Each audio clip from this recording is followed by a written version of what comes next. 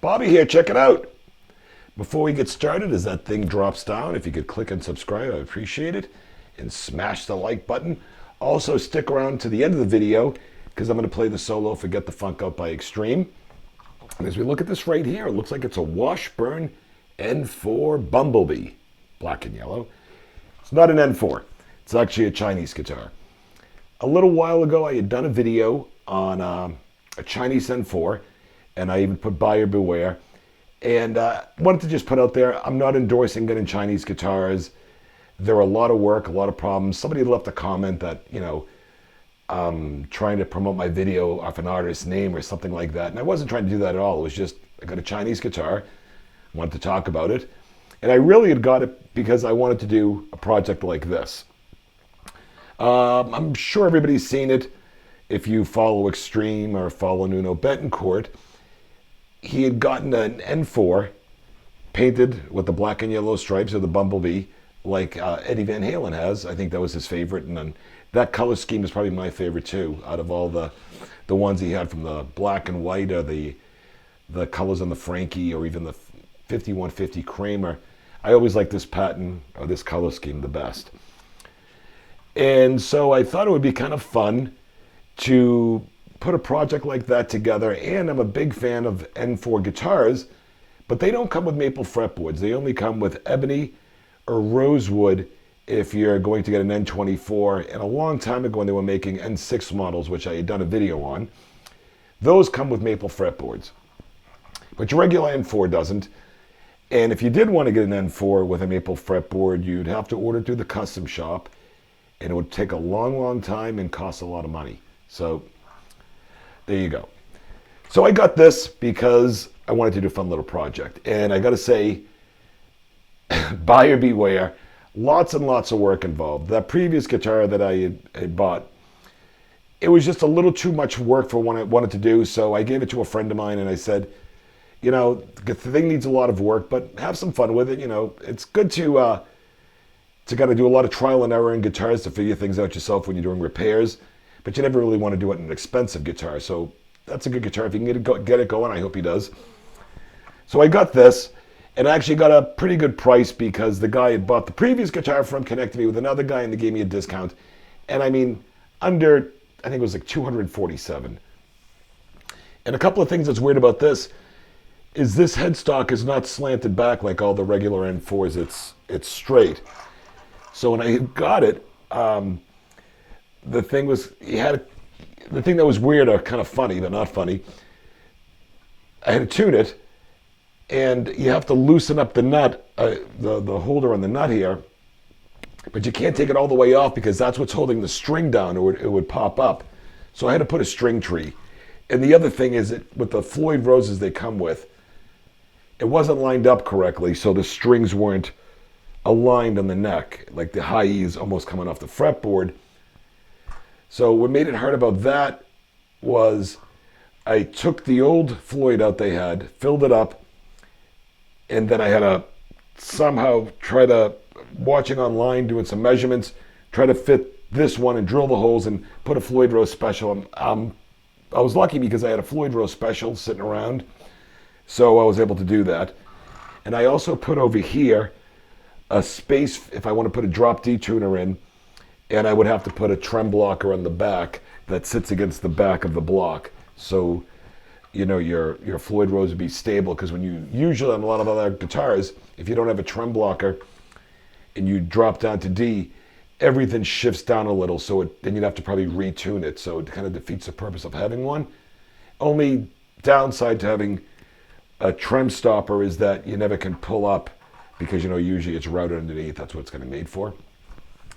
But this was an alder body, and a lot of work was to be done, because when you have a regular N4, it has two humbuckers and the toggle switch over here. So I filled up the hole with wood, and then I made the route a little bit bigger. I don't know if you can see that, to get your Allen wrench in there to adjust the neck.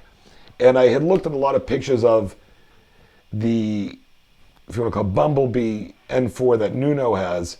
And so I was able to kind of just look at everything he was doing. One thing I did a little bit different was I kept the wood over here bare, like on the regular N4s where I think his is painted. And when I got the neck, it was like the size of a baseball bat. But this guitar itself is rather light. I think it's like an alder body. The other one was an ash body, and it was just really, really, really heavy. I mean, almost as heavy as my Les Paul, or as heavy as a Washburn Pt2. I don't know if you've ever seen those. So I also put in a Bill Lawrence XL 500 in the bridge.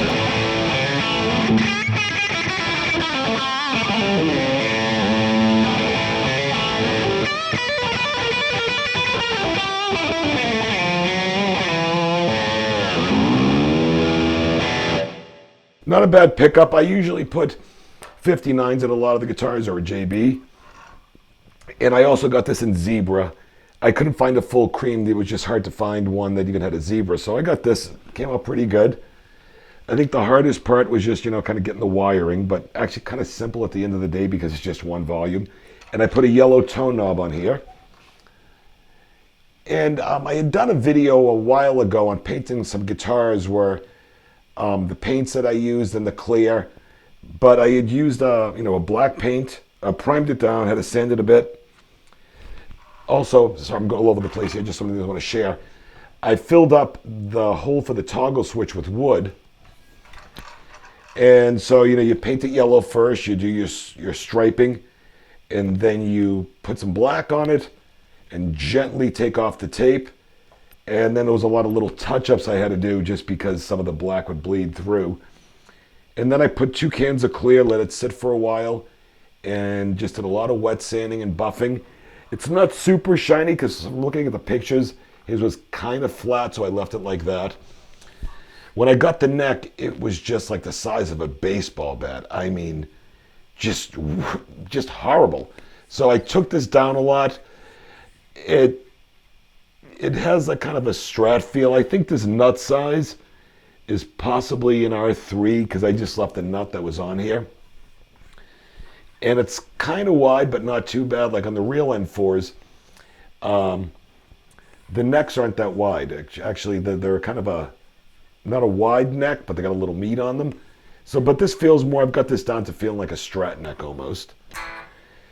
And one thing that's really kind of weird about these, when you get a regular N4, if you want to call it the end of the heel of the neck is kind of like a half moon.